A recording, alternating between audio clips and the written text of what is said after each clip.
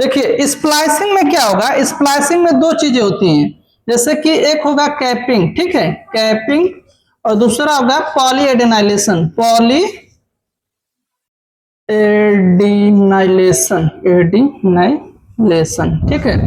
देखिए पहले क्या होगा, जो डीएनए आरएनए बना है इसको हम लोग हेट्रोजीनस आरएनए बोलते हैं, यानी कि शॉर्ट में एचएनआरएनए कहते हैं, ठीक है। इसमें है क्या कि इंट्रांस और एग्जांस है, ठीक है ना। तो स्प्लाइसिंग में क्या होगा कि सबसे पहले इसमें यहाँ पे 5 प्राइम पे, यहाँ पे 5 प्राइम पे क्या होगा, मिथाइल गुआनोसिन ट्राइफॉस्फेट। देखिए ट्राइफॉस्फेट यानी कि 3 फॉस्फेट है यहाँ पे, ठीक है ना, तो इसलिए ट्राइफॉस्फेट, यानी कि 5 प्राइम एंड पे क्या होगा, सबसे पहले इसके एचएनआरएनए के कैपिंग होगा, ठीक है, यानी कि इसके 5 प्राइम एंड पे 5 मिथाइल गुआनोसिन ट्राइफॉस्फेट इस पे ऐड होगा, ठीक। दूसरा, हाँ दूसरा यहाँ पे स्प्लाइसिंग में क्या होगा, रिमूवल, यहाँ पे पहला स्टेप कैपिंग और दूसरा स्टेप, देखिए पहला स्टेप हो जाएगा कैपिंग और दूसरा स्टेप क्या हो जाएगा, removal of entrance, removal of entrance, ठीक है। यानी कि यहां से क्या होगा, इंट्रांस जो है वो क्या होंगे, इसको हटा दिया जाएगा, क्या हो जाएगा, इनको हटा दिया जाएगा। तीसरा स्टेप क्या होगा, पॉलीएडिनाइलेशन। पॉलीएडिनाइलेशन में क्या होगा कि 3 प्राइम एंड पे एडेनिन को ऐड किया जाएगा, और एक कितने अमाउंट में, 200 से 300 तक, ठीक है ना, 200 से 300 जो एडेनिन है उसको क्या किया जाएगा, 3 प्राइम एंड पे ऐड किया जाता है। तो एक मैच्योर जो है एमआरएनए का है, यहाँ पे देख सकते हैं कि मैच्योर एमआरएनए का क्या हो रहा है, निर्माण हो रहा है, ठीक है।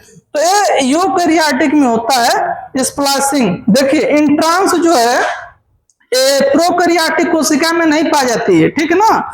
जब वहां पे डीएनए रेप्लिकेशन होता है तो उसमें सिर्फ और सिर्फ एक्सॉन्स होते हैं, इंट्रॉन्स नहीं होते हैं। जबकि यूकैरियोटिक में क्या है, यहाँ पे अल्टरनेट करके इंट्रॉन्स होते हैं, नॉन कोडिंग पार्ट होते हैं, ठीक है।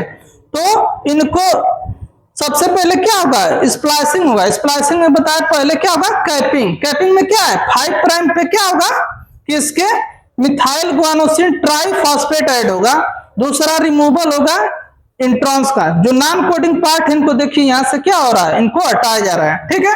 इसके बाद इसके तीसरा जो स्टेप है वो पॉलीएडिनाइलेशन है, यानी कि इसके 3 प्राइम एंड पे 200 से 300 जो है एडेनिन को क्या किया जाएगा, ऐड किया जाएगा, और इस प्रकार से जो देखेंगे तो क्या बन जाएगा, मैसेंजर आरएनए, यानी कि मैच्योर एक जो है एमआरएनए का निर्माण होता है। तो ये जो है रेडी, जैसे ये पूरा हो जाता है स्प्लाइसिंग, इसके बाद इसको कहां पे लाया जाता है, कोशिका केंद्रक से साइटोप्लाज्म में। देखिए यहाँ पे है एक सेल है, और ये जो प्रक्रिया जो प्रोसेस हो रहा था, डीएनए से आरएनए जो बन रहा था, ठीक है, बन गया, एमआरएनए हमारा बन गया न्यूक्लियस में, और फिर इसको कहां पे लाया जाएगा, साइटोप्लाज्म में। साइटोप्लाज्म है यूकैरियोटिक का।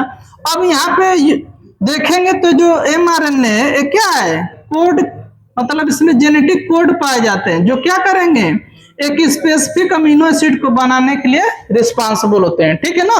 आगे हम जेनेटिक कोडन पढ़ेंगे और कैसे जो है प्रोटीन की सिंथेसिस होती है, ठीक है ना, कैसे आरएनए से जो है प्रोटीन का निर्माण होता है, ये सारी प्रोसेस देखेंगे, ठीक है।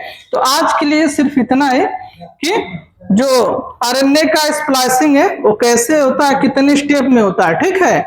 और इसके पहले जो हमने आपको बताया है ट्रांसक्रिप्शन इन यूकैरियोट्स, यानी कि जो तीनों डिफरेंट काइंड के जो आरएनए पॉलीमरेज हैं वो कौन कौन से टाइप के आरएनए का निर्माण करते हैं, ठीक है। तो आई होप आपको ये वीडियो पसंद आया होगा।